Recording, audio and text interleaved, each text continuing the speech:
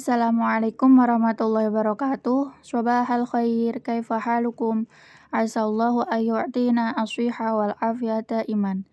Selamat pagi, bagaimana kabar kalian? Semoga kalian selalu dalam keadaan sehat ya. Hari ini kita akan membahas tentang nahwu, yaitu tentang jumlah fi'liyah dan jumlah ismiyah. Mari buka buku kalian pada halaman 37. Di sini ada tabel yang menunjukkan contoh jumlah fi'liyah dan tabel yang menunjukkan contoh jumlah ismiyah. Sebelum kita ke contoh, mari kita tahu terlebih dahulu atau yang sudah pernah tahu, kita mengulas lebih dahulu apa itu jumlah ismiyah dan fi'liyah. Pada keterangan di bawah kita bisa baca bersama-sama tentang jumlah ismiyah dan fi'liyah. Kalimat dalam tinjauan bahasa Arab disebut dengan jumlah. Dilihat dari sisi susunannya, kalimat dalam bahasa Arab ada dua bentuk, yaitu jumlah ismiyah dan jumlah fi'liyah. Jumlah ismiyah adalah susunan kalimat yang diawali dengan isim. Struktur penyusunan jumlah ismiyah disebut dengan mubtada atau subjek dan khobar atau predikat. Dalam penyusunan jumlah ismiyah yang perlu diperhatikan adalah 1. Mubtada harus berbentuk isim ma'rifat dan rofa. 2. Khobar harus berbentuk isim nakiroh dan rofa jika berupa isim. 3. Khobar harus sealur dengan mubtada dari sisi jenis. Kalau mudakar, kalau mubtadanya mudakar, khobarnya mudakar.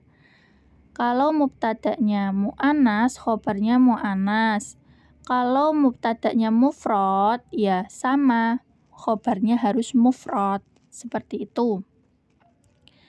Kemudian di sini jenis kalimat ada sebuah bagan di mana dalam bahasa Arab kalimat itu ada dua jenis, yaitu jumlah fi'liyah dan jumlah ismiyah.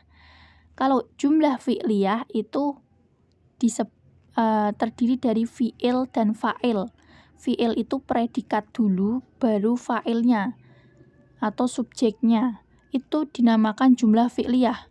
Kebalikannya kalau jumlah ismiyah, itu subjeknya dulu, baru predikat, atau dalam istilah mubtada dulu, baru khobar. Kemudian pada bagian ini sudah dijelaskan juga kalau mubtada itu harus isim ma'rifat. Isim ma'rifat, kemudian harus rofa. Isim ma'rifat itu contohnya isim alam. Apa itu Bu isim alam? Isim alam itu isim yang menunjukkan nama seperti Zaidun, Umarun, Bakrun, itu kan subjek. Itu berupa nama-nama orang, lah itu isim ma'rifat. Kemudian rofa. Rofa itu apa Bu? Rofa itu identik dengan tanwin, dengan domah ya.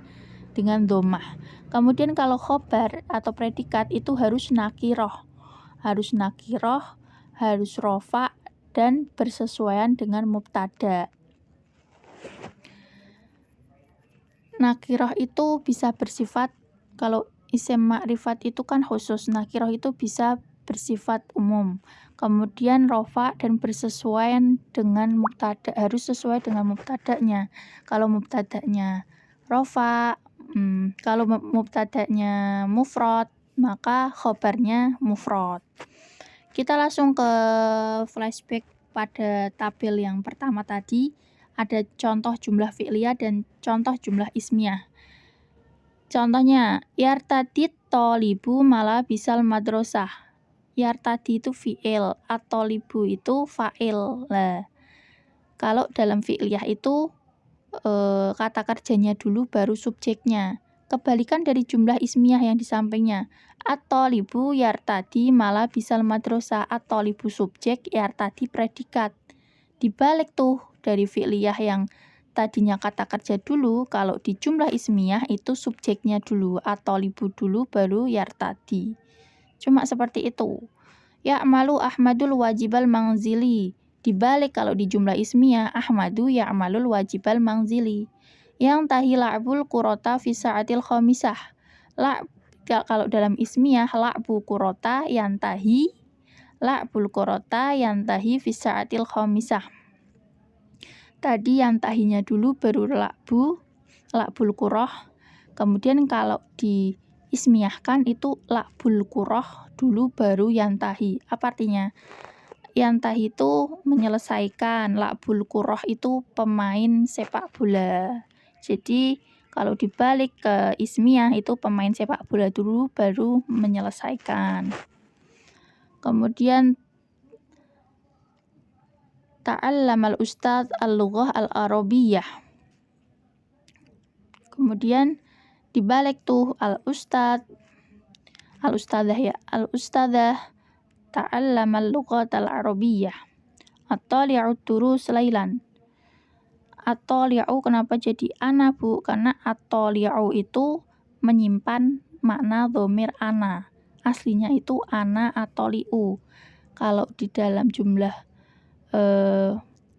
fi'liyah di sini contohnya ini at-tali'u ananya berupa alif itu. At-tali'u durusa.